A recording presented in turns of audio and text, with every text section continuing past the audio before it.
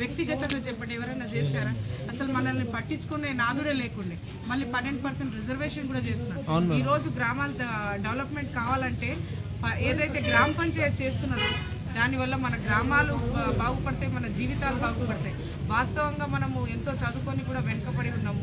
ఇప్పటివరకు ఏ ప్రభుత్వం కూడా మన గురించి పట్టించుకొని నాదుడే లేకుండే ఈరోజు గౌరవ ముఖ్యమంత్రి గారు మనల్ని పట్టించుకొని 12% రిజర్వేషన్ ఇవ్వడం కానీ, కళ్యాణ లక్ష్మి ఇవ్వడం కానీ, 3 ఎకరాల భూమి ఇవ్వడం కానీ, మరి ఈరోజు గ్రామ పంచాయతీ చేయడం కానీ ఖచ్చితంగా మనకు డెవలప్మెంట్ చేస్తాం. ఇప్పటివరకు బంజారా భవన్ అనేది మనం బంజారా హిల్స్లో కేవలము డబ్బులు ఉన్న వాళ్ళే ఉన్నారు. ఎవరన్నా బంజారా హిల్స్లో బంజారా అనే ఎవరు గుర్తించలేదు. మరి ఈరోజు గౌరవ ముఖ్యమంత్రి గారు గుర్తించి మనం 1 ఎకరం ఇవ్వడం కూడా జరిగింది. మరి ఇక్కడ వరకు మనకు న్యాయం చేస్తున్నారంటే మనం ఆలోచించాలి.